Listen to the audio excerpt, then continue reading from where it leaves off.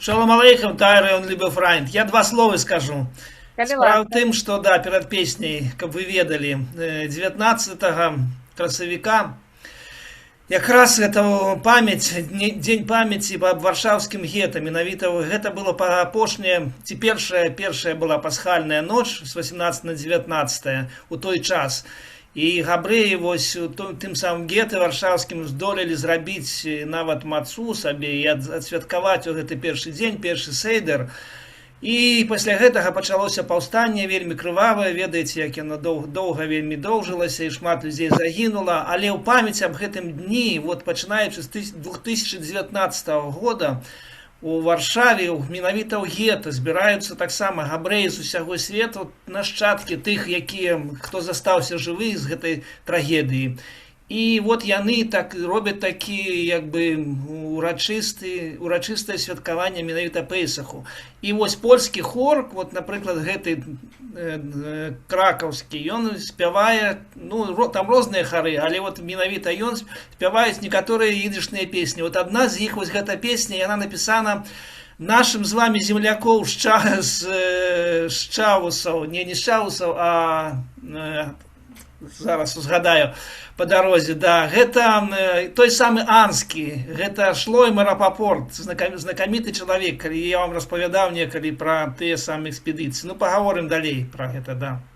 Алесь, а вы не памятаеце, можа вы нагадаеце, просто я ведаю, што, здаецца, і ў кастрычніку ў Варшаве гучыць сірэна у памяць загінуўшым, так? А якое число? Там кожны раз рознае, ці ёсць пэўнае... Не, ёсць нейкія даты. У кастрычніку я не ведаю дакладна, не памятаю, шчыра скажу. Можа, гэта супадае з гэтым днём катастрофы гераізма, які ў Ізраілі з 13 на 14. Магчыма, гэта нейкі міжнародны, агульны, інтэрнацыянальны такі дзень.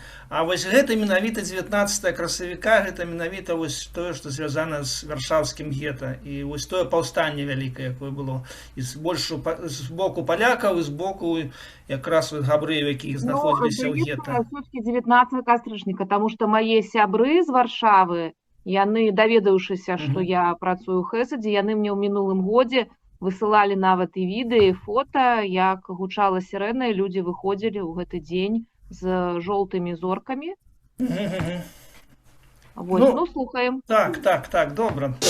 For the next song, I would ask you kindly to honor the death of our brothers and sisters from the time before Second World War, who grounded a Jewish Socialist Party.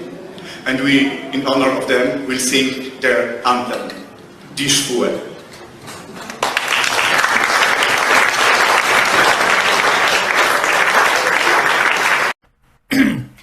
Нагадаю, что у нас ведется запись. Ты берешь, это забирай. Зачем? Нет? Еще раз включаю.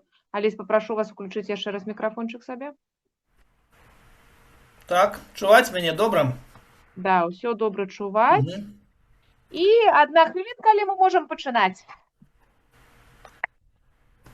Добра, мои даражэнькія. Ну, я папраўлюся адразу, не чаусы, а чашніцкі. Гэта чашніцкі чалавек. І, дарэчы, наш славуты ўжо, наш сучаснік амаль што 20-го стагоддзя. Чалавек, які сышоў у 2004 годзе, гэта Гірш Рэліс, наш паэт, ідышны паэт. І ён якраз у 2004 годзе яго не стала. Але ён таксама з гэтага мясцечка. І ён таксама чашнікаўскі. Яшчэ калі-небудзь мы абавязкова пагаворым больш шчыльна менавіта пра Шлоймы Занвела Рапапорта. Яго ўсе ведаюць менавіта як Семёна Анскага і славутага драматурга, пісьменніка. І, канешне ж, этнографа, вялікага этнографа. І, канешне ж, вы чулі такую п'есу «Дзібук», якая стала п'есай 20-го стагоддзя. Да гэтага часу яе ставяць і мюзіклы, і у тэатрах. І якраз савецкая ўлада пачынала таксама з яе, з «Дзібука». Добра, мои даражэнькія. Гэта ён напісаў вершы для гэтай песні. Песня стала першай рэвалюцыйнай песняй. У 1902 годзе, здаецца, яна была напісана. Ну, а цяпер пачнем нашу з вами размову. Я подзялюся з вами з вашай нагоды нашей прэзентацыі.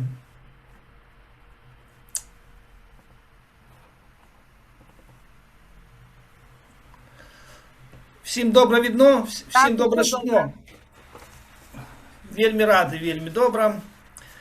Будем з вами працягваць наши заняткі.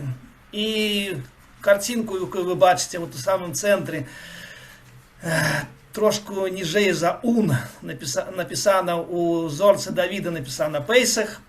І я казаў мінулы раз, што нібыта Пейсах канчаецца, але вот я не паспеў скончыць, але такі цікавы матэрыял і для меня, і спадзяюся для вас. Таму, калі ласка, давайте мы яшчэ працягнем сёння вось святкаванне гэтага Пейсаху, трошку іранічна, трошку жартуючы, ну і падвядзем нейкія вынікі, таму што вот вялікія святы Пурым і Пейсах прайшлі так імгненна міма нас. І так, да, мамы Лошин, он таты Калошин. Шолом алейхем, рабой сай, meine Teilen, liebe Freund, Havertes und Haverim, Kolleges und Koleżankes, Jidenes und Jiden, Goetes und Goyim, wir seien noch do heim belon. Pesach ist uns, aber unsere jüdische Limudim wären vorgesetzt. Ну, хто не зразумеў, перакладу, то есть я усіх вас вітаю, усіх, хто далучыўся до нашай праграмы, і хто нас слухае. Мы яшчэ тут, і мы працягваем. Пейсах мінуўся, але наши з вами їдышныя заняткі працягваюцца. Зэцехавек, он готайн ойник, амехая, аганоя, унафаргениген, он шеп нахес, он лофт. Сядайце, калі ласка, утульненька, вось бярыце гарбатку, каву, ці нават бакал віна. І, калі ласка, атрымлівайце асалоду, адпачывайце і атрымлівайце тое самае найлепшае натхненне, якое можа даць наша з вами сустрэча. Пейсах. Адразу пачынаем з нашага лімуда, з нашага занятка, з нашага урока. Їдыша – это для нас асноўная тэма і асноўныя нашы рухі. Ідзем наперад. Пейсах, яшчэ раз. Уже 3 заняткі таму назад мы гэта гаварылі, але хочацца яшчэ раз узгадаць і прагаварыць гэта ўсё зноў жа на ідышы. Пейсах, да, Пейсах, мы кажам Пейсах. Хаг, 3 як бы подназова, 3 празванні ёсць для гэтага свята у ідышы, яны існуюць. Хаг Говів, гэта свята вясны, Хаг Гамацес, свята мацы, і Хаг Гахейрус, свята свабоды. Я думаю, что все 3 гэтых определения, яны менавіта вельмі для нас значныя і істотныя. І, конечно ж, мы не абыдземся з вами без їдышных прыказак і прымавак. Вось сёння у нас будуць 2, яны трошку іранічныя, жартаўлівыя і вяртаюць нас у будзённае жыццё. Ось Йонтев, відер Вог. Скончылася свята і зноў пачаўся тыдзень. От Гостудир, де андере тек Йонтев. Вот табе на, уже другие дні свята пайшлі, да. Так дакладна перакладаецца, але сэнс гэта такі жартаўлівы, ну, ведаеце такое свята, да, вось табе бабка і Юрыў дзень. Дарэчы, Юрыў таксама і беларускае свята хрысціянскае, яно веснавое і самае такое яркае для пераходу з зімы у лета. І, конечно же, свята, а пасля свята ўсё тая ж хата. Таксама сэнс такі прыблізна іранічны, і як колькі не святкую, як не святкую, але ад будзённага, штодзённага жыцця не ўцячэш. І, конечно ж, давайте паспрабуем з вами яшчэ раз праспяваць 3 гэтых свята. Ўжо 3 будзе ў нас: Пурым, Пейсах і Швуес. Чаму менавіта Швуес? Ну, па-перша, ён пасля, якраз праз месяц будзе, 20-х числах ён будзе, якраз траўня, мая.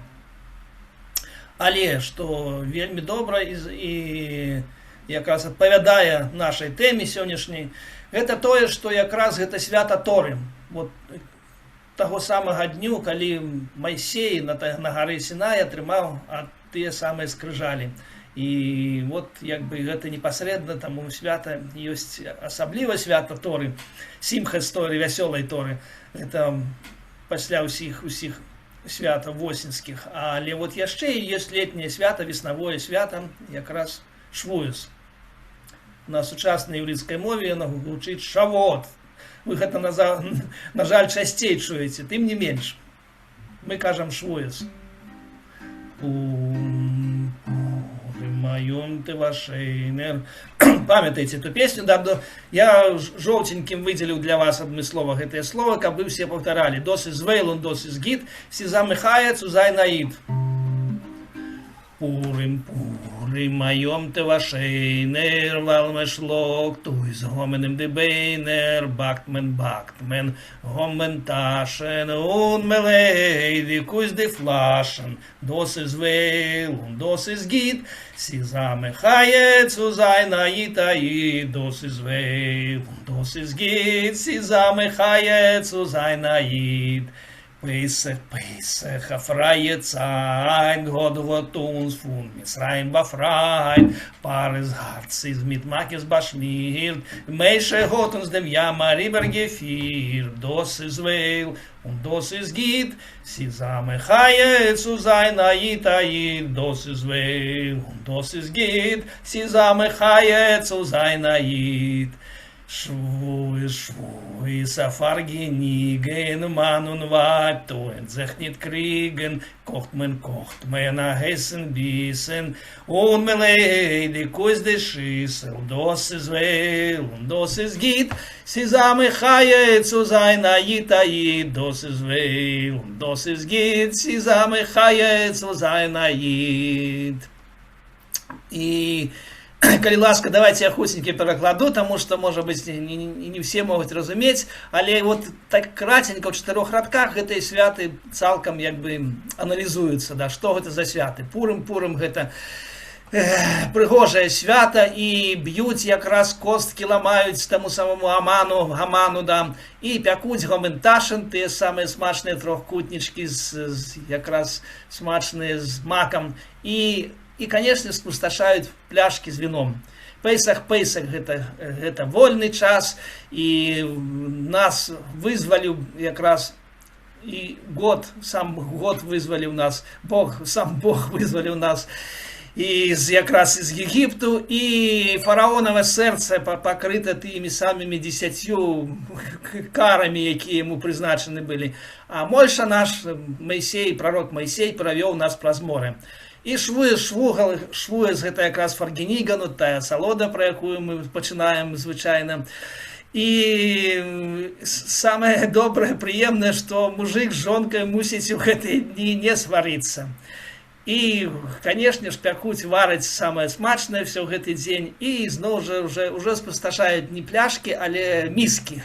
Ядуць і ядуць, шмат ядуць якраз у Швуес. Пачнем мы з вами зноў наша, як бы, прайсці вось гэта свята Пейсаху. Яшчэ раз хочацца праз усе гады, бо это сапраўдныя мастацкія творы, і дзякуй Богу, вот з 14 стагоддзя дастатковая колькасць іх захавалася, канешне, значна большая загінула. Гэта зноў жа яшчэ адна гішпанская гада, вось, напэўна, тыя самыя гішпанцы, якія хутчэй за ўсё жылі блізу, альбо ў самой Барселоне блізу, каталонскія гішпанцы, ці гішпанскія каталонцы, по-рознаму іх можна называць. І якраз яны, вот, тыя самыя сефарды. І вот там у самым версе напісана, калі вы убачыце маленечкімі літаркамі, я расчытаў, там на іўрыце напісана, але я пераклаў на ідыш. Des Hasen leint Hagode in dem Besmedrish. Хазан, ведаеце, хто така Хазан, гэта кантар у сінагозе. Больш таго, вот тую сінагогу, якую вы бачыце, 14 стагоддзя. Але што для нас вельмі прыемна і незвычайна, канешне, тое, што наша вот сінагогі пазнейшыя, напрыклад, 16 века і нават до 18 веку, яны абсалютна такім чынам самым былі устроены. Вось з левага боку бачыце, это Орен Койдыш, алтарная частка, а вот так на высоко знаходится 10 хазен, гэта тая самая біма. Вот, калі ведаеце, калі вы былі ў Слонімскай сінагозе альбо ў Быхаўскай сінагозе. І, канешне ж, ну, вы маглі бачыць, назіраць вось гэту біму. І абсалютна архітэктурна гэта той самае, вот, бачыце, з 14 стагоддзя моцна нічога не змянілася. І я адмыслова напісаў вот тую сінагогу, назваў Бес-Медреш, гэта дом малітвы. В нашем, конечно, идышном варианте звычайно часцей за все казали индершул, шул, конечно, школа, але вот, ну, конечно, там, у Испании, у той самой Каталонии, там все ж таки это называлось Бес-Медреш. Слово шул, там идыша там не было, там была другая мова, да, ладзіна. І праедземся, паглядзім з вами яшчэ, паглядзім з вами розныя агоды.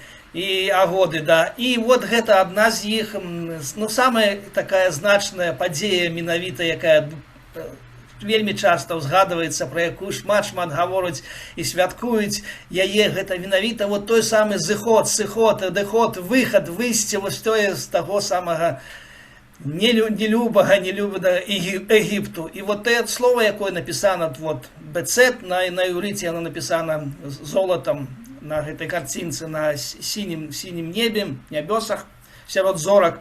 Гэта і ёсць на зыходзе, на выхадзе яны. І вельмі цікава тое, што вот я вам крупненько пахажу, крупней гэта ўсё. Что там отбывается? Вот у версии текст написано менавіта про тое, что на иврите написано. Не на иврите написано, это все ж таки, да, арамейская мова. И написано тое, что вот жанчына, яна, бачыце, па самай сярэдзіне, трымае 2 дзеці. І вот яна шчасліва менавіта, гэты тэкст напісаны, яна весяліцца, радуецца. І, напэўна, побач з імі дзяцей трымае гэта такой шапцы. Я спачатку думаў, што это фараон, але ўсё ж такі, мне падаецца, гэта ўсё ж такі Майсей, той самы пророк Майсей, і ён з дзецьмі нешта вот ім посахам, той самы святы посах, мы пра яго троху пагаворым. І, ну, посах такога слова нема у беларускай мове, жезла тоже нема. Ну, але тым не менш, вот, як бы, да, жазло можна казаць па-беларуску, і кій можна казаць, 2 слова, жазло і кій. Дык вот гэты чароўны жазло, гэта пачыналася все вельмі проста, з пастухоў. Ён быў пастух, ён пас авечак, той самы Майсей. І вот, але Бог, да, показаў яму, што можа быць, як гэта жазло можа ператварацца ў змея, тады вяртацца зноў назад, і пасля тварыць усе гэтыя цуды. І вот усе цуды, якія адбываліся менавіта 40 гадоў на працягу гэтай вандроўкі з Егіпту ў святую зямлю, менавіта все гэта звязана з гэтым жазлом Майсеевым. Ну і вот я вам казаў, бачыце, што амаль што на шмат на якіх малюнках, асабліва калі шмат людзей прысутнічае, ёсць сабачка, ну, якая абвяргае нашу прыказку, якую я шмат вам разоў нагадваў. Тым не менш. Яшчэ адзін той самы бецет на зыходзе, якраз гэта другі мастак, другая агада, і але вот слова, вот яно напісана з залатымі буквамі, гэта вот менавіта той самы бецет напісана. Выйсце. І вот такі дзіўны сюжэт, я не надта ведаю, шчыра вам скажу, чаму. Вот, магчыма, гэта тая нейкая вот з самага левага боку такая вялікая калонна, на грэцкую калонну падобная, якая гарыць. Магчыма, гэта звязана з тым, што гэта вот тая неапалімая купіна, што ёсць у Торы. Ну, я не ўпэўнены, але вот зверху анёл, бачыце, ну, хутчэй за ўсё, гэта сам Бог, Ён менавіта пасылае, таму што вот якраз Майсей трымае тое самае жазло, той самы кій, і нешта робіць. Хутчэй за ўсё ён выбівае ў скале вот тую крыніцу, дае ваду, і вот сверху якраз сам Бог уже ліе тую самую ваду. Вот гэта асноўная бы функцыя, таму што яны 40 гадоў хадзілі ўсе габрэі, разом з Моисеем ходили по пустыне, по пустэльні, і, конечно ж, воды не было, і вось толькі дзякуючы менавіта гэтаму жазлу кію Майсея, ну так само Мир'ям, я вам казал минулый раз, что она так само валодала неким таким чудотворным дзеяннем, и она могла вот так просто некими словами зрабіць некую крыніцу и подаровать людям воду. Ну, вода была. І яшчэ одна лондонская гада, якую мы бачым, вот цікава, я вам показываю яе. Чаму? Таму што нават ёсць імя гэтага чалавека, 15 стагоддзя, яна, гэта гада трошку пазнейшая, папярэдняя была 14, это 15 стагоддзя. І больш таго, яна хутчэй за ўсё ж такі ўжо не сефардская, а менавіта ашкеназійская, гэта ўжо германская традыцыя. І што цікава, што захавалася імя гэтага мастака. Йоэл бен Сімеон, альбо яго пазней, ну, ёсць як бы на імя ягонае, да, Фейбуш Ашкеназі. Ну, ён Ашкеназі, як Ашкеназі, то менавіта, канешне ж, і агада ашкеназійская. То есть две традыцыі. Да. Дарэчы, у некаторых ашкеназскіх агадах захаваліся тэксты, невялічкія тэксты на ідышы. І, здаецца, мінулы раз я вам некае слово адно чытаў. Да? І, ну, дарэчы, ёсць яшчэ адзін тэрмін, вот унізе напісанай по-ангельски scribe and illuminator, вот это иллюминацийное, иллюминованное вот, якраз агада, это вот те самые агоды, якія, тому что есть просто тексты, а менавіта гэтыя, яны маюць малюнки, маюць, ну, тое, что мы назовем зараз картинками, яны с картинками. И вот тое ж самое, такі ж самый сюжет, вот крупным планом я покажу. Майсей зноў жа трымае гэты кій, будем казаць, у дадзеным выпадку, і Бог зверху лие ваду. І, ну, і зноў жа з левага боку той самы слуп, ці што гэта я, чаму ён гарыць, вось гэта тут я уже, майго досведу не хапае. Можа нехта з вас патлумачыць, буду вельмі ўдзячны. Але што для мяне цікава, што вот это все 15 стагоддзя, і бачыце, гэта сапраўдныя габрэі намаляваныя, сапраўдныя вопраткі, сапраўдныя касцюмы. Мы можам бачыць, як яны апраналіся, як што ў іх было на галовах. Вот там есть вельмі цікавы мужчына, які трымае вялікі кош з нечым, з прадуктамі на галаве, другі жанчына трымае вот тую самую нейкую сасуд, вялікі сасуд, напэўна, з віном кашэрным. Ідзем далей. И вот про Моисея, безумовно, вся года и все свято Песах, это, конечно, связано с Моисеем. Самая великая, как бы, история, самая значная, самая, якая окреслива все это свято, все эти великие подеи. И вот как раз той приклад, это так само немецкое, ашкеназийское, але это не года, это некая хроника. Я больше картинок не бачу, вот только эту одну знайшоў. Это 14 стагоддзе, на 100 гадоў раней, чым папярэдняе. Але вот Моисей, непосредственно Моисей со скалы высякае сваім жезлом, высякае менавіта ваду. І што цікава, што это, здаецца, двойчы было опісана ў Торы пра гэта. А другі раз гэта адбылося ў самым канцы, ўжо 40-й год, апошні год. І так людзі уже зусім от смаги погибали, гинули. И вот все ж таки Моисей вырашыўся, але ён, ну, трошку не давяраў Богу, ён не верыў, што ён словом может даць людям воду, высекчы со скалы воду. И ён пачаў сваім кіем на 2 разы. Ён жазлом сваім ударыў у скалу. Але Бог пакрыўдзіўся, што я ж табе даў яшчэ і слова. І вот за гэта ён і Аарон былі пакараныя, ведаеце, чым яны не змаглі ўвайсці ў зямлю абітаваную. Яны, як і ўсе тыя, хто быў у рабстве, яны загінулі, ну і ў тым ліку і Моисей. А ўжо ўвайшло новае пакаленне. Это захоўваецца, папярэдні малюнак, там Фульда напісана, гэта нямецкі горад. Ну, як бы, я вам казаў, што агоды звычайна за ўсё называюць менавіта альбо па месцы, дзе яны захоўваюцца, альбо па тых уладальніках, якія, вот Кауфмана было в самым пачатку, мы з вами глядзелі, гэта адзін з уладальнікаў, які прыватная асоба. І зноў вернемся до нашага мастацтва выяўленчага. Той самы Дирк Боутс, калі памятаеце, мы з вами гаварылі пра яго менавіта з нагоды Песаха, пра збіранне мацы. у пустэльні. Вот гэта яшчэ адзін сюжэт ягоны менавіта звязаны якраз расповед пра Маісея. Вот на пярэднім плане Маісей, ён босы, а вот там і далей ён яшчэ раз гэты Маісей, ён здымае абутак, а яшчэ далей ягоны авечкі, пра якія ён з гэтым посахам пас, а ўжо тут Бог сам. Дарэчы, вот там за Богом якраз тая самая неапалімая купіна, куст той гарыць, які і не згарае, да. І вот Бог яму якраз перадае ту інфармацыю, якую ему трэба было ведаць. І, напэўна, ён якраз з ягоным кіем зрабіў вот тое, што ён паказаў яму, як ён можа ператварацца ў змея. 15 стагоддзя. І, канешне ж, я не мог абысці міма, конечно, свайго аднаго з улюбёных мастакоў Якопа Цінтаретта, венецианскі мастак.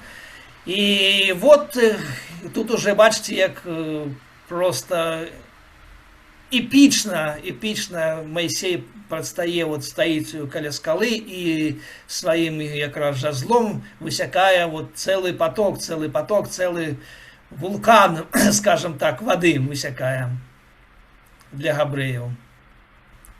Гэта ўжо іншы час, 16 стагоддзя.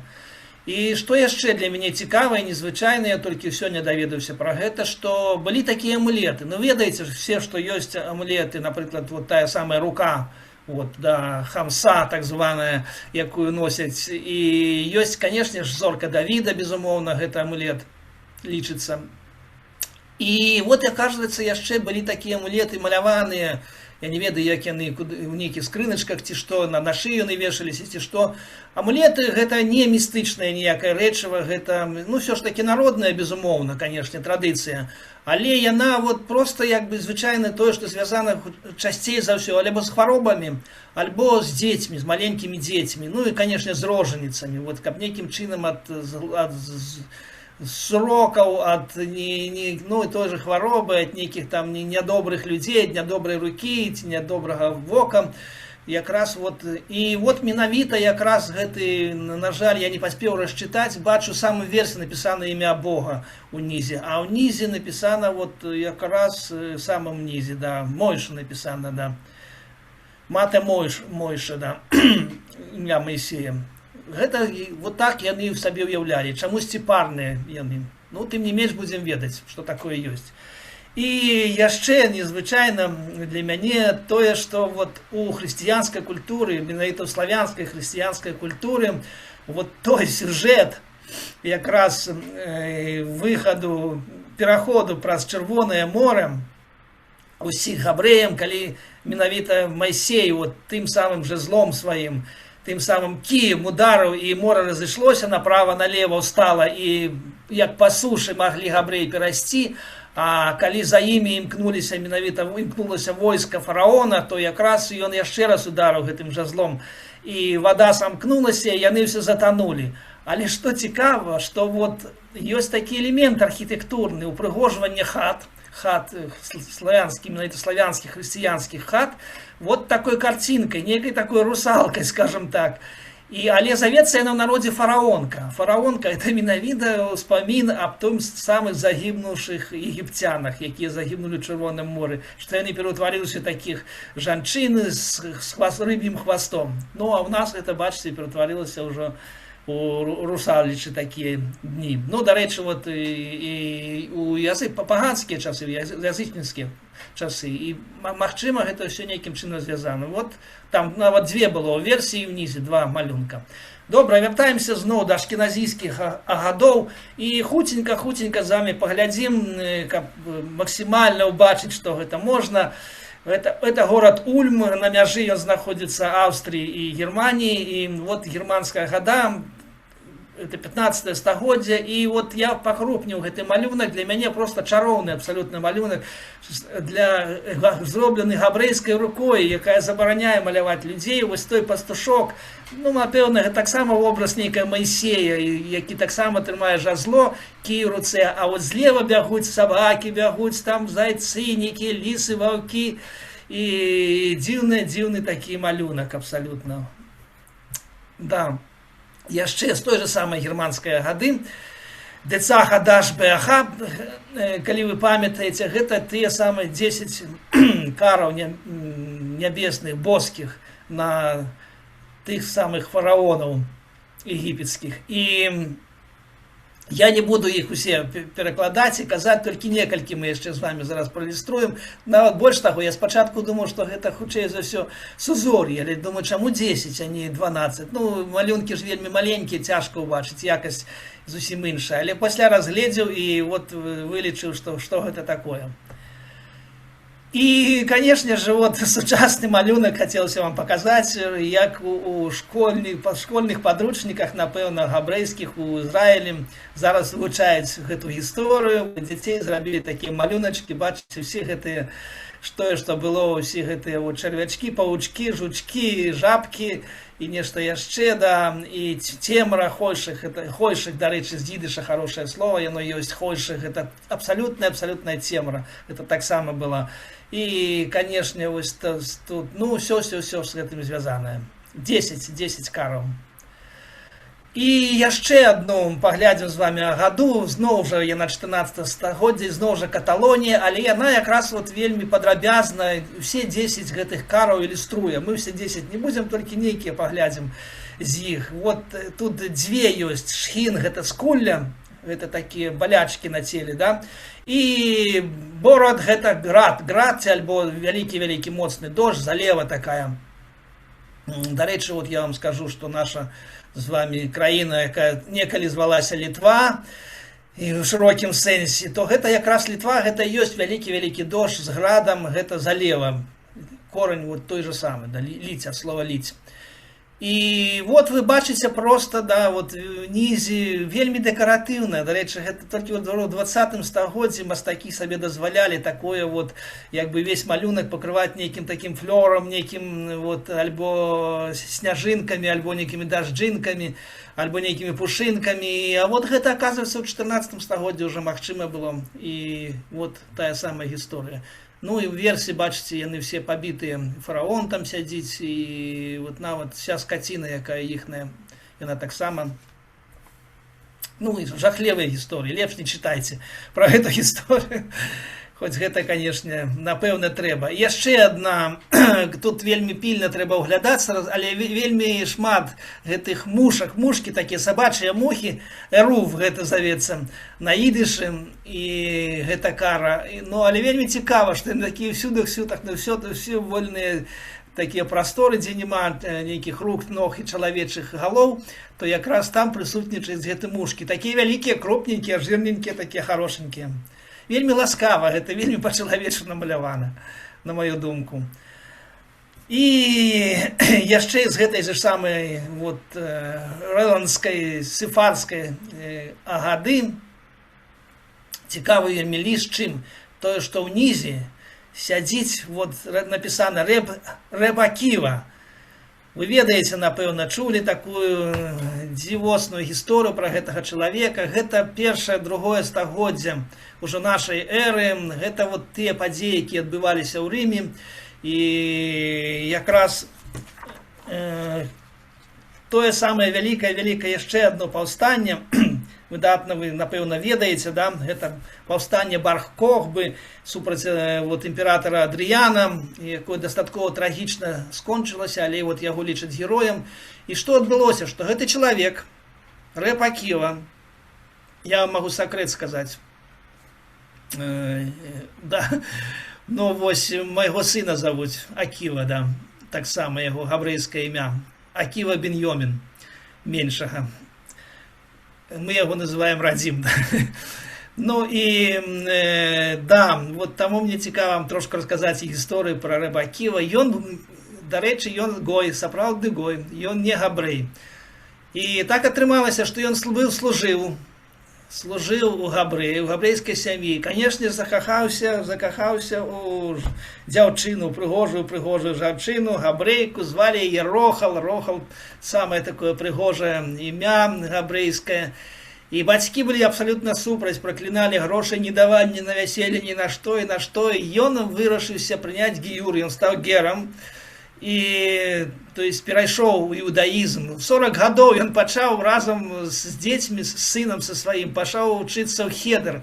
Але вельмі хутка, імгненна, ён проста быў абсалютна геніальны чалавек, ён валодаў усімі ведамі і всю Тору на памяць вывучыў, усё ведаў самы лепшы, і імгненна скончыў ешыву. Больш таго, ён стаў настаўнікам нават, і як не дзіўна, да. І Бней-Брак, ведаеце, такі на слыху у вас такі горад ізраільскі, ён там узначаліў гэту ешыву і быў адным з самых вялікіх аўтарытэтаў якраз менавіта новой, вот той самой вусной Торы. Вусная Тора — это то, что зовется Мишной, то, что зовется Талмудом, ну и, конечно, вот те самые, то, что мы зовется Агадой, и Пейсаховая, и, конечно же, Пурымская так само. И вот просто его прозвали бацькам Мишны, потому что менавіта Мишну, вот той свод законов, вусная менавіта Тора, не письмовая. Письмовая Тора — это так само свод законов, але письмовых, а вот вусная Тора, вот это великая традиция, Танаи так званые, Танаи, да. Добра, идем далей, я шмат говорю, пробачьте, знову не поглядзімся картинки. Вельмі прыгожа, гэты малюнак так само, я не расчытаў, не паспеў расчытаць, что тут написано про яго, ну вот это, да, рэчы, такая некая падрабязная вельмі, да, нешта паўтараецца. І вот злева лой, гэта не некае адмаўленне. Але што вельмі вабіць да мяне, вот тая рама, якая, бачыце, акаляе весь гэты малюнак, тут такія некія дзіўныя пачвары, чалавеча-жывотныя, жывёла чалавечая, такія кентаўры, некія птушкі дзіўныя, нават вот злева нават журавель ці бусел трымае некую змяю, а з левага боку, да, это з левага боку, а з правага боку там вот тое, што я указаў, некі кентаўр скача з лука страляе. Унізе абсалютна такая дзіўная картинка, птушка, у рот такая маскарон, такі чалавечая галава. І з роту птушка нешта дастае. Ці кладзе туды ў рот нешта яму. Ну да, і вот я пакрупню паглядзеў, вот якраз паляванне адбываецца, напэўна, з той же самым Маісей, з тым же самым жазлом, ці кіём, а вот паперадзе перад ім бяжыць сабака, хапае зайца за хвост. Ну вот такая пабытовая сценка цікавая вельмі, маляўнічая. Это все, мои даражэнькі, 14 стагоддзя. Можете сабіць. Каб троху весялей было наша аповед, наша гісторыя.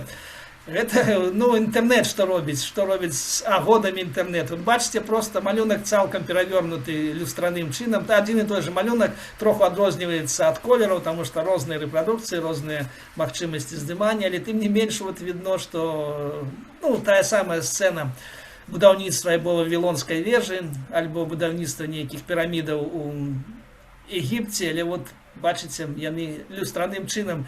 Ну, я адразу гэта заўважу па іўрыту, што хто ведае мову, да, хто ведае гэтыя квадратныя літары, то адразу зверне ўвагу на гэта.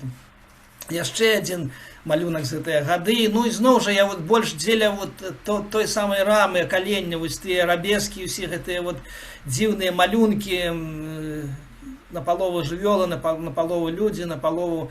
Все гэта настолькі заварожвае, і казачныя такія сюжэты, міфалагічныя, і вельмі цікава, конечно, даследаваць гэта. Вот крупным планам, дарэчы, Борех написано, Барух, да, гэта благословенне, і, напэўна, сам гаспадар сядзіць альбо шабас, альбо гэта Пурым, хутчэй за ўсё шабас. Ён сядзіць, чытае благословение на вино, Барухато, Данай, Лагейну, Мейлы, Галам, Гамоц, Лехам, Миргарец. Это на хлеб я прочитал вам благословение, а жонка трымае яго свячу. Яна, это не дзіця, это так малявалі. Все ж таки мужчына больш паважны, а жанчына, на жаль, менш паважная. Цяпер іншыя часы так не робяць. А вот гэты леў, які вялікі, гэта якраз род іудаў, напэўна, да. І яшчэ адзін вот фантастычны малюнак. Тут просто трэба разглядаць пільненька все такія падрабязнасці. Дарэчы, ўнізе вот якраз благословение на мыццё рук. Ведаеце, што пэўны час і мыюцца рукі, і ў шабас, і ў святы. і гэта неабходна. І, дарэчы, вось гэта якраз вельмі часта ратавала тых самых габрэяў сярэднявечча ад чумы, ад халеры, ад тых хваробаў. І за што вот хрысціяне вельмі часта зневажалі, забівалі габрэяў, што яны думалі, што нібыта ад іх паходзіць эта хвароба. А менавіта вот мыццё рук і ратавала ад тых самых эпідэмій. Актуальна якраз наша, вот толькі што, бачыце, скончылася тая самая, да, знакамітая хвароба. З чым скончылася, цягнецца. І вот я вам покажу фрагмент. Вот тут цікава, памятаеце запавет, што трэба абавязкова як бы аблакаціцца на локаць, менавіта на левую руку. Але тут зусім гэты закон не выконваецца цалкам. Вот тут вот з левага боку той, хто вядучы гэтага седра, ён менавіта на левы, але побач ім жонка ці дачка ягона, яна ўжо на правую руку апіраецца, яшчэ адзін чалавек вот зусім не апіраецца пасярэдзіне, а за ўсё жанчына, гэта кепска відно. І яшчэ адна таксама, жанчыны ўсе на левую руку, а мужчыны на правую выпіраюцца. Ну вот так, з правага боку, да. Па-рознаму ўсе гэта робяць, да. І яшчэ адзін малюначак. Тут вот дзівосныя такія птушкі злева і справа левага малюнка. Яны просто такія хвасты пераўтвараюцца ў кветкі. І, ну, фантазія мастака працавала вельмі моцна. І гэта, напэўна, апошні з гэтыя гады з каталонскай. І вось тут ужо зусім, тут просто чароўныя, тут змеі ператвараюцца ў птушак, птушкі ў змеяў ператвараюцца, і все настолькі вот пераблытанае, і, ну, фантастыка, просто фантастыка. Да, вот яшчэ адзін фрагмент пакажу вам, да, тое, што, напэўна, гэта сам фараон сядзіць, гэты сюжэт, і, можа быць, Майсей на льве, на льву, прыскакаў да яго. Ну, такі сюжэт абсалютна фантастычны, невядомы для мяне, і патлумачыць я яго нічым не магу. Трэба расчытваць усё гэта габрэі. І зноў жа Майсей, вот гэта ўжо гара Сінай, ён уже апошнія якраз вот падзеі, якія адбываліся з габрэямі ў той пустэльні, і вот той самы, да, скрыжалі, 10 запаветаў ён трымае ў руцэ. Гэта вельмі цікавая карцінка, гэта другая, яшчэ адна нямецкая ашкеназійская гада. Цікавая на чым? Тое, што менавіта яна прысвечана марору. Вот в самым цэнтры чорна-чырвоныя літары напісана марор. Марору ведаеце выдатна, што гэта всякая зялёная зеляніна, ад хрэна до салаты там да рознай, до якія можна есці, да, пятрушка, лаврушка, гэта все горкае. Але што цікава, гэта звычайна сямейная сцэна. І ў гэтых выпадках, безумоўна, вот як бы нібыта муж кажа жонкі, што ты мне такая горка, як гэты марор. А яна яму адказвае, што ты ў мяне яшчэ гарчэйшы, ты горкі як смерць. Вось так яму кажа. Але ёсць нават такая яшчэ, ну, як бы пабайка такая, да, прыказка такая вялікая, невялікая, да, їдышная, пра тое, што якраз, да, што пра спакусу да чужых жонак, што нібыта чужая жонка, яе вусны, яны сачацца вось тым мёдам, і яны просто вот, як бы, да, все самае салодкае, все самае смачнае ад чужой жонкі паходзіць. Але наступства ад гэтага вось, як бы, здрадзе сваёй жонцы роднай, і яны самыя горкія, як смерць, як палын, і яны вострыя, як той самы меч абаюдавостры. І вот на некаторых малюнках, якраз у агодах, у пасхальных агодах, ёсць, можна ўбачыць тую самую жанчыну, якую трымае вот гэты самы абаюдавостры меч. Каб вы не заснулі, я вам такія гісторыі распавядаю. Яшчэ адна вельмі вядомая сараеўская гада. Сараеўская, яна, безумоўна, не сараеўская, яна каталонская гада, яна там жа зроблена ў тым жа самым месцы, ці ў самой Барселоне, ці каля яе. Але яна доўгі час знаходзіцца ў Сараеве, той самай вот былой Югаславіі, і больш таго ў Босніі. І Сараево, памятаеце, сумна ведаеце добра канца 20-го стагоддзя падзеі, тая самая вайна, і той самы рознага тыпу генацыд, які адбываўся. І вось менавіта гэта гада яна стала такім сімвалам, ну, в першую чаргу, канешне, неўміручасці, жывучасці і той самай неапалімай купіны для габрэйскага народа, але і для прыклада ўсей любога народа, і ўсей, ну, менавіта таксама і вот баснійскага народа ў дадзеным выпадку. Чаму? Таму што, ну, тое, што вы бачыце, гэта якраз самы пачатак Торы. І з правага боку вот вельмі прыгожая там Адам і Ева, і змяя такая, спакуса, все гэта, да. І з левага боку вельмі цікавы малюнак, незвычайны такі, як распілоўвалі доскі ў 14 стагоддзі. Гэта хутчэй за ўсё, да, Нояў каўчэг яны будуюць унізе, бачыце такі малюнак дзівосны. І вот трошку вам пачытаць пра гэтую гаду, што здаралася. Вот яна у 15 стагоддзі, это год, самы трагічны год для габрэяў сефардаў, 1492 год. Яна была вывезена, эта гада, хутчэй за ўсё, в Італію ва 609 годзе. Вось адзін з святароў, каталіцкіх святароў, які працаваў на рымскую інквізіцыю, ён прачытаў эту гаду, ён, напэўна, хацеў яе знішчыць, але прачытаў яе, дзякуй Богу, і напісаў такі дадатак у ёй ад рукі, напісаў, што нічога, што абражае пачуцці рымскай каталіцкай царквы, у ёй нямашака, таму хай яна будзе, хай яна жыве далей. Пасля пазней яна нейкім чынам патрапіла вот у Боснію, у Сараева. І у прыватнай калекцыі яна была, прыватных людзей, сефардаў, габрэяў сефардаў. І яны менавіта ў канцы 19 стагоддзя, 894 год, дакладна вядома, яна была проданая Нацыянальнаму музею баснійскаму. Вот нават цана 150 крон, не ведаю, колькі та кроны тады былі на той свят, на той час, прабачце. Далейшы яе лёс зноў жа вельмі трагічны, незвычайны, тое, што калі пачалася другая сусветная вайна, пра першую сусветную вайну не ведаю, пра другую сусветную вайну, то менавіта мусульманін, вот, ён узначальваў, ён, ну, заведаваў гэтым музеем, і Дэрвіш Коркут, нават імя яго ёсць.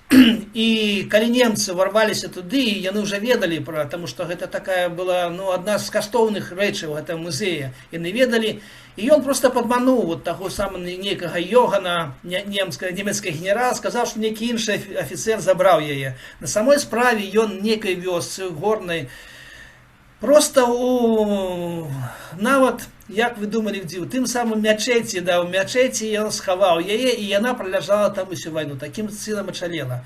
Зноў яна была вернута у музей пасля вайны, але вот у 90-х годах зноў жа быў вялікі абстрэл, разбамбілі музей, все згарэла.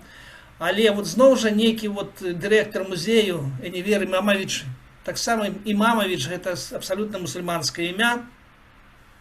Ён вот нават пад абстрэлам, так кажуць разумныя людзі, ён перанёс эту кнігу, схаваў яе менавіта ў сховішчы Цэнтрабанка, якое не гарэла, дзякуй Богу.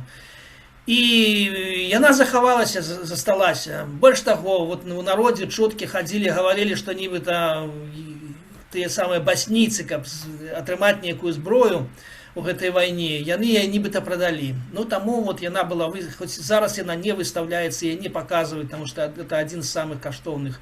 Больш таго, праходзяць выставы ў розных краінах, і ў Італіі, і той же самай Каталоніі зараз праводзяць выставы, яе паказваюць, але менавіта ўжо зробленыя копіі з яе.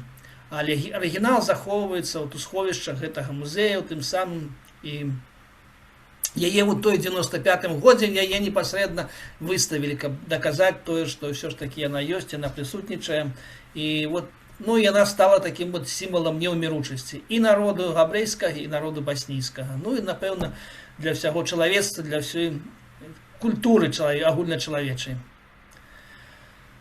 Некалькі малюнкаў яшчэ з правага боку, гэта ўжо Ной пабудаваў уже сабе, да, той самы каўчэг плывець кудысьці, а злева вот унізе лесвіцы Якова, розныя сюжэты, вот, яна вся праілюстравана, там каля 100 малюнкаў, здаецца, калі я не памыляюся. Ну, нават вот самі тэксты таксама вельмі упрыгожаныя тымі ініцыяламі, буквіцамі, і зайчыкі скачуць з правага боку зверху.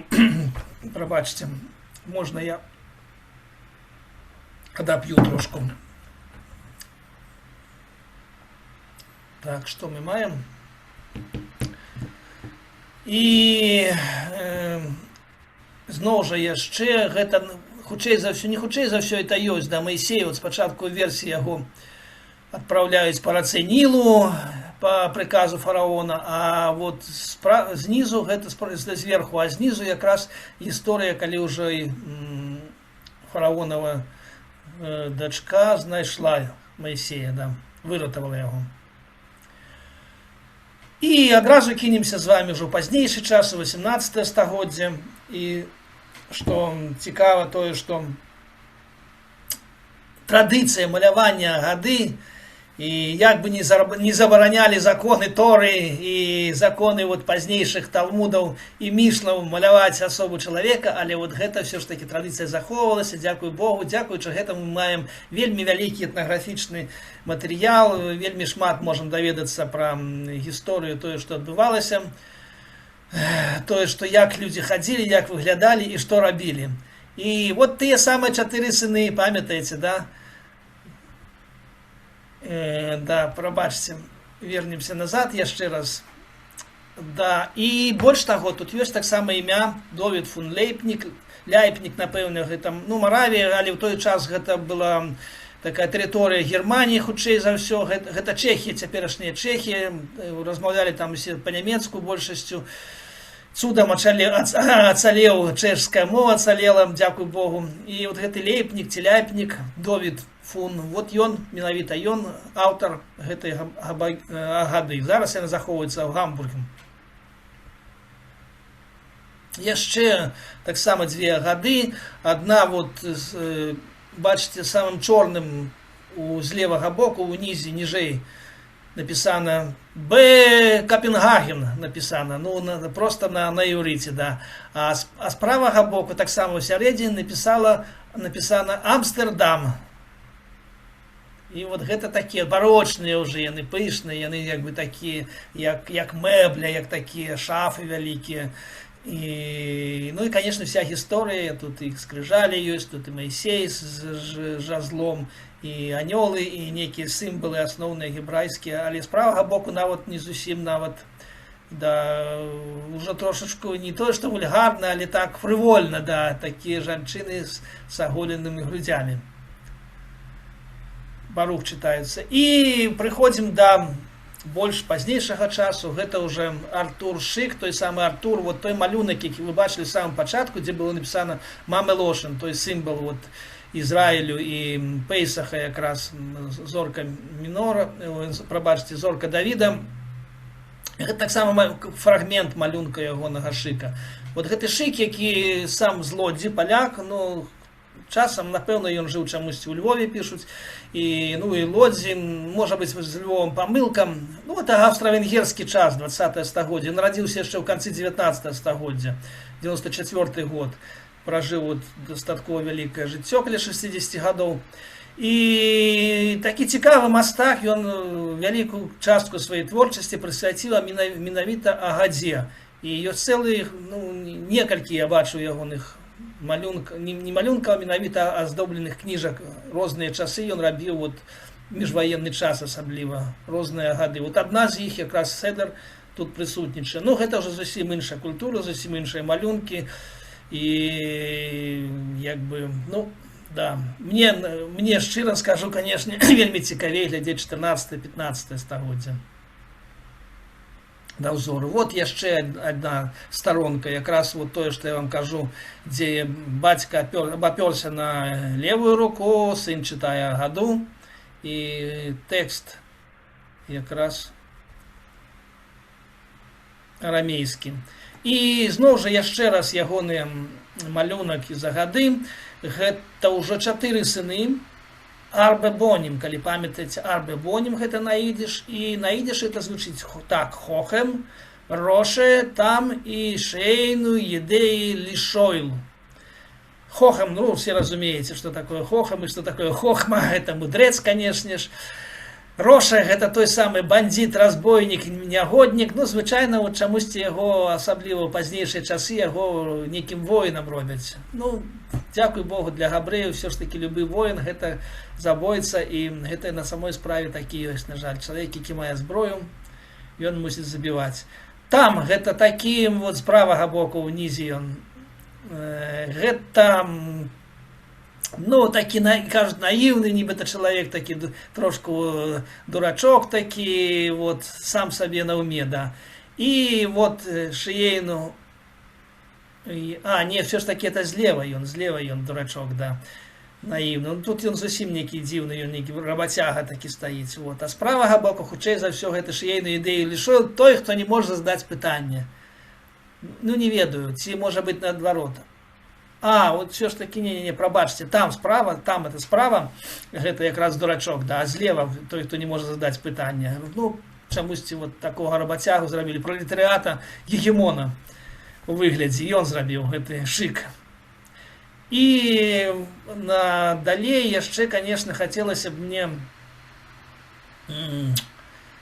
показать вам с другого боку зусім такую же самую картинку, ту же самую историю Моисея. Это уже Персия, это уже зусім усходнія габрэі. Напэўна, яны таксама былі сефарды, гэта 17 стагоддзе.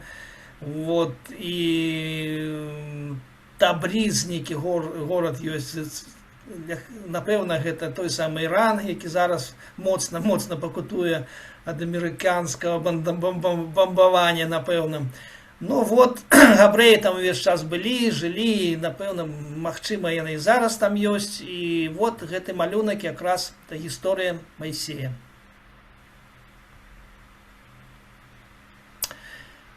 І, выбачаюся, я не магу паглядзець, колькі часу. Можа, Наста падкажа, колькі часу засталося? Ну, 15 хвілін у нас яшчэ дакладна ёсць. 15 хвілін ёсць. Добра. Выбачайце, у мяне тэлефон разрадзіўся, а на кампутары я не бачу таксама, цалкам всю прастору займае карцінка. Хацелася б з вами яшчэ прабегчы і акрэсліць для сябе. Да. Вот тое, што вы бачыце на сучасным іўрыце, называецца кеором, па-рознаму яе завуць, да? Гэта слово ёсць у ідышы, каары альбо кайры. Яны завуць, гэта такая міса, гэта такая, ну, сподак вялікі, альбо талерка такая, ну, па-рускі это блюдо завуць. Менавіта вот на ім, як бы, адбываецца вся пасхальная, весь пасхальны седр адбываецца на ім. І вот гэта 18 стагоддзе, і просто паглядзець вся гісторыя, вот тое, што мы бачылі з вами малюнках, то тут яна перададзена, вот нейкая гэта такая вельмі цікавая тэхніка. Напэўна, гэта срэбра сапраўдна, і яна вот по кругу просто ідзе, по колу, по всему колу. Вся гісторыя, вот, якая адбылася той самой Торы, пяцікніжжа, все, что мы бачым з вами, з тэкстамі таксама, это некае траўленне адмысловае. А ў сярэдзіне зорка, но зорка, бачыце, все ж таки больш на беларускую зорку восьміканцовую падобна, чым на габрэйскую Моген Довід. Тым не менш. І все галоўныя героі, яны знаходзяцца паміж гэтымі лучыкамі, промнямі гэтай зоркі. Мы з вами пробяжимся по талерках, добра, з вашага дазволу, про Кейрес, да, про Кайрес, можна ли быть, Кайрес, да. Конечно ж, вот 6 павінна быць блюда, потому что 6 концов зорки. И я ще раз нагадаю вам, Харойс, Зроя, Морер, Бейц, Карпес и Хазорес. Харойсис, гэта тая самая гліна, гэта робіцца такая паста з арэхаў, з ізюма і з чагосьці смачнага, салодкага. Зроя гэта тое самае костка альбо барані, альбо курыная. Морар гэта горкая зелень, да, бейца гэта яйка. Карпас гэта зноў жа нешта горкае, да. І хазорыс гэта вот што салат альбо хрен.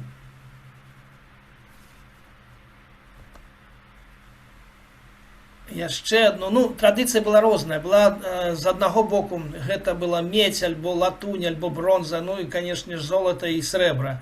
безумоўна. Это самыя каштоўныя, самыя дарагія былі вось гэтыя кайры, але таксама былі і керамічныя. І ну просто з вами паглядзім тое, што было, гэта такі як бы музей гэтых талерак пейсаховых. Ну вот, дарэчы, срэбра, хутчэй за ўсё, да? Вот гэта вельмі прыгожая такая, гэта ўжо кераміка, гэта ўжо нават напісаныя, бачыце, все гэтыя словы ў сярэдзінкі, пейсах сярэдзіны напісана. І вельмі прыгожыя кветачкі упрыгожваюць блюда. Вот старое блюдо, гэта некае барочнага часу, 18 стагоддзя, магчыма. І тут вельмі падрабязныя малюнкі, таксама асноўныя гісторыі, якія адбываліся, все звязаны тое, што звязана з гэтай гісторыяй выхаду з Егіпту і прыход у святую зямлю, яны все тут намаляваныя і падпісаныя. Маца в сярэдзіне, тут уже не пейсах, а маца в сярэдзіне была. Ну вот уже зусім это сучасныя пайшлі, і гэта не сучаснае, таксама ашкеназійская, і тут як бы такія тэксцікі невялічкі, адным словам азначаны все этапы, і в сярэдзіне нават, вот бачыце, і баранчык прысутнічае, 6 талерачак, і яшчэ і баранчык. Вот прыгожая, дарэчы, талерка, тут як бы стылізацыя, гэта хутчэй за ўсё сучасная рэч, але стылізацыя вот пад тыя самыя якраз сефардскія агоды, і малюнкі такія ж самыя, седр адбываецца і справа, і злева, і все падзеі, якія адбываюцца на гэтае свята, ну і все рэчы якраз названыя, да.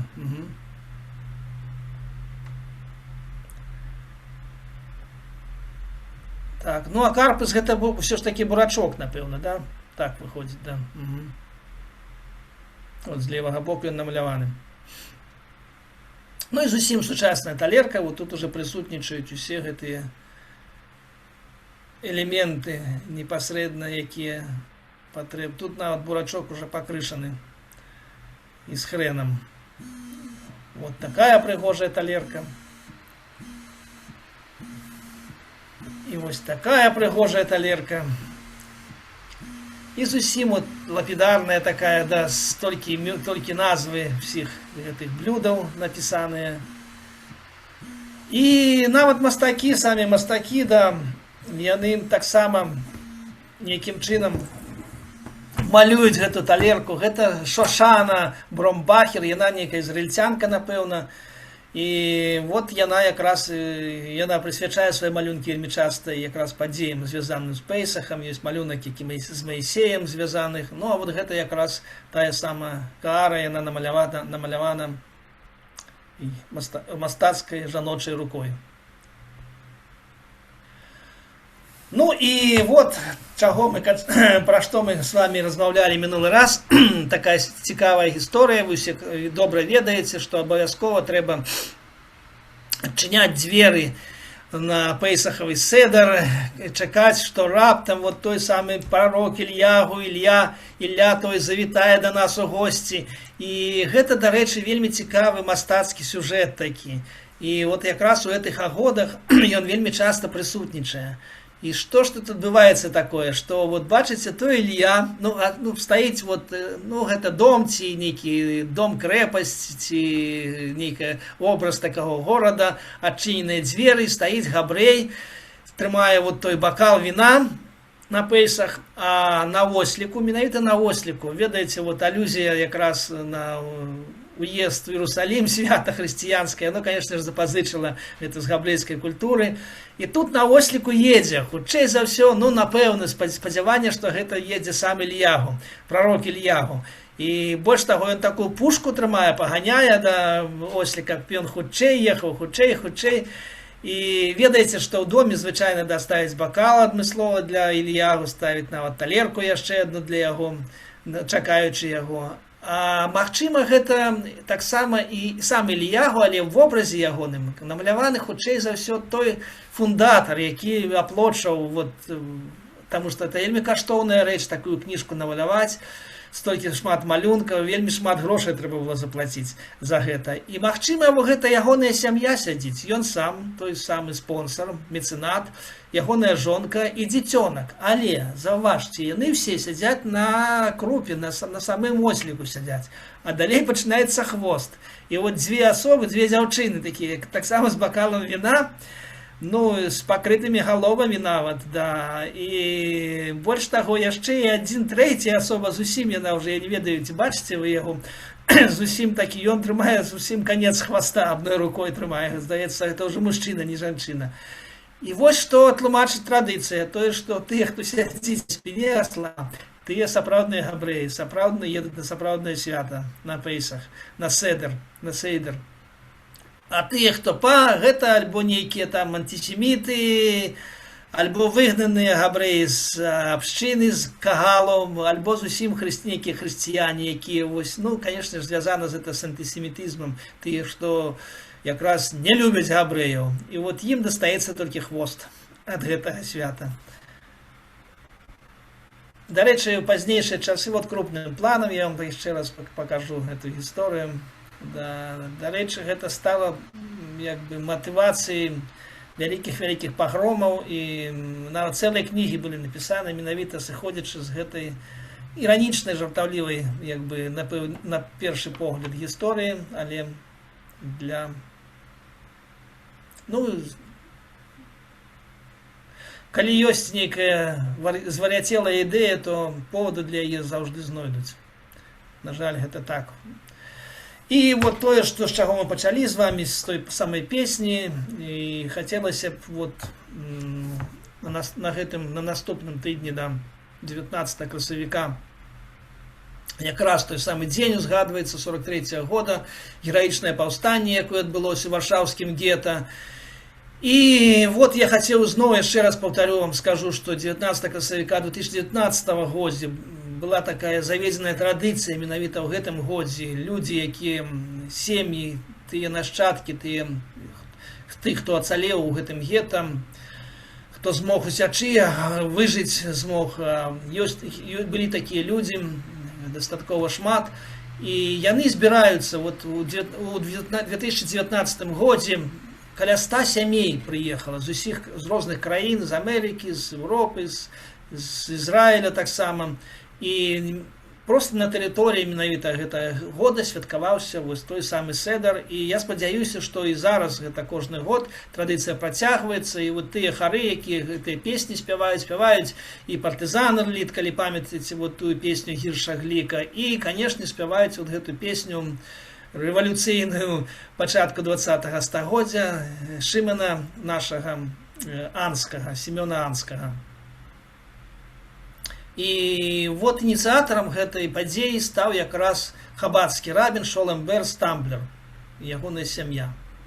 Яны стала жывуць у Варшаве, і ёсць вялікі кагал менавіта хабадскі там.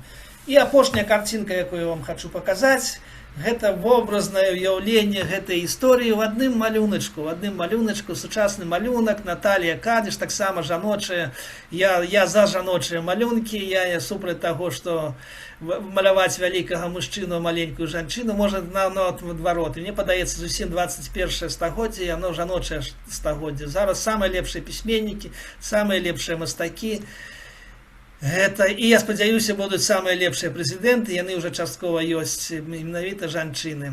Наталія Кадыш, хутчэй за ўсё, яна ізраільцянка, Чырвонае мора, але вот наколькі это вобразны малюнак, тое, што вот чалавечы малюнак, што толькі адзін нос тарчыць з вады, з Чырвонага мора, і адзін палец.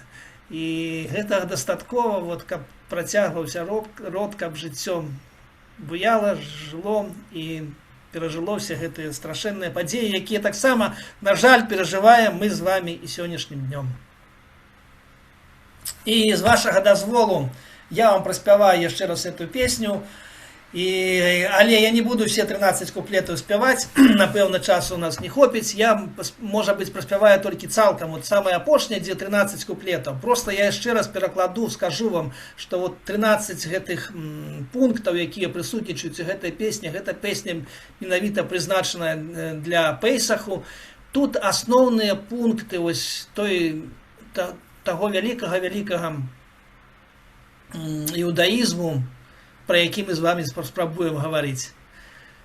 Драйцен 13, гэта, безумоўна, я пачну з канца, гэта бар-міцве, гэта шчаслівая лічба, таму што все хлопчыкі 13 гадоў становяцца дарослымі, становятся адказнымі, яны прымаюць на сябе все рэлігійныя і грамадскія абавязкі, могуць заводзіць сям'ю.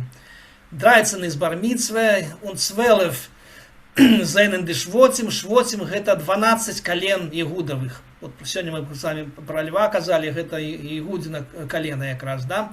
Далей ідзе Эльзенен Диштерен, гэта менавіта звязана гісторыя з Іосіфам, яму прыснілася 11 зорак, і ну, вот гэта гісторыя, ведаеце, самі, напэўна, чулі пра яе. Цен Зенен де Асерес Гадыбрис, Асерес Гадыбрис, гэта менавіта 10 запаветаў, мы зноў жа сёння з вами бачылі тыя самыя скрыжалі Маісеевы, якія дасталіся ад Бога. Вот Асерес Гадыбрис на ідыше гэта завецца. Найн хадошем трохтмен, 9 месяцев носит жанчына под сердцем детенка, драхтер токи змилы, на 8-й день робится образание, ундерзимтер токи шабыс, 7-й день, это, конечно, самое великое свято, ну, пасля Пейсаха, напэўна, гэта шабыс, безумоўна. Зекс зенен де Мишная, 6 книгаў Мишны, вот тая самая Мишна, про что мы сегодня говорили, про Реба Акивы. И Фин Зенен де Хумошем, Хумыш 5 книг, это пятикнижье Моисеева, это Тора, Фир Зенен де Имогес, Фир 4, это якраз про жанчыны наши, да, про мамки, да, якими мы ганарымся все. И Драй Зенен де Овес, это 3 про айцы наши, да, Авраам, Моисей и Яков, да. И Цвей Зенен де Лухас 2, это якраз зноў Лухас, тыя самыя скрыжалі, на якіх написано 10 заповедов. У Нейнера из док год, только Бог один, и год из Эйнер, он Вайтер, и больше никто. Вайтер Кейнер. Зараз я возьму гитару, спробую вам пропеть эту песню. Сапрому адабро исхойску ям тадарие. Веркен зоген, веркен реден, воз дейс батайт, воз дейс батайт. Можем с вами выучить первые два радки. Это так само, хутчэй за все, арамейская мова. И это что же самое, что веркен зоген, веркен реден. Муа сапру, муа дабро, ойсху, ям тадарию. Веркен зоген, веркен реден, воз дейс батайт, воз дейс батайт. Еще разок разом. Муа сапру, муа дабро, ойсху, ям тадарию. Веркен зоген, веркен реден, воз дейс батайт, воз дейс батайт. Dreizehn ist Bar-Mitzvah und 12 Zenen die Schwotim und 11 Zenen die Stern und 10 Zenen der Aser Hadibus und 9 Chadoschen Trockmen, der 8. Tag ist Mili und der Tobit, so wie der Tag ist Shabbos und 6 Zenen die Mishnayes und 4 Zenen die Chomoshem und 4 Zenen die Imoches und 3 Zenen die Oves und 2 Zenen die Luches. Und einer ist doch Gott, und Gott ist einer, und weiter keiner. Hey, Mua Sapro, Mua Dabro, Oischo, Jam Tadaria, wer kann sagen, wer kann reden, was der eins bateit, was der eins bateit. Einer ist doch Gott, und Gott ist einer, und weiter keiner. Hey! Mua Sapro, Mua Dabro, Oischo, Jam Tadaria, wer kann sagen, wer kann reden, was die zwei bateit, zwei Zenen die Luches, und einer ist doch Gott, und Gott ist einer, und weiter keiner. Mua Sapro, Mua Dabro, Oischo, Jam Tadaria, wer kann sagen, wer kann reden, was die drei bateit. 3 Zenen de Oves und 2 Zenen de Luches und einer ist doch Gott und Gott ist einer und weiter keiner. Hey, Mua Sapro, Mua Dabro, Oischo, Jam Tadario, wer kann sagen, wer kann reden, was die 4 bateit, 4 Zenen de Moches und 3 Zenen de Oves und 2 Zenen de Luches und einer ist doch Gott und Gott ist einer und weiter keiner. Дякую великий, всю песню я петь не буду, ну, самі, калі хочаце, паспявайце. І шчыры дзякуй усім, ашейным дан, зайт мальгізун, штаркун мацлех. Яшчэ раз усіх вас віншую з памінулымі святамі. І будзем чакаць наш вояз, і будзем чакаць на нашы дальнейшыя. Зараз мы з вами зоймемся, конечно, абавязкова паэзіяй, абавязкова будзем развучваць новыя песні, і, конечно ж, будзем вучыць прыказкі, прымазкі і спрабаваць нешта запомніць з нашага любімага идыша. Пані Магука. Добре, возумір согонун, возумний рейден, вогосейн батай, гофінзинер, ейлер, маганой марумане добре, ой вей, магане добре, возумір зогонун, возумір рейден, вогосвей батай, Zwei seien die Luches, und einer ist doch Gott, Gott ist einer, und weiter keiner. Mahanoi marumane dabr, oi wei, mane dabr, wo soll mir sagen und wo soll mir reden, wo es drei Батай, и так далее. Я это все пела и очень хорошо. И когда я слушала сейчас Олеся, было очень приятно. Понимаешь? Очень приятно. Спасибо, Олеся. Ну, мой вот этот вариант менавіта от нашей веры. Это просто шедевр, это треба заховывать. Ну, мы развучим менавіта ваш вариант. Агрейсан Данк, дякую, Віра Осіповна.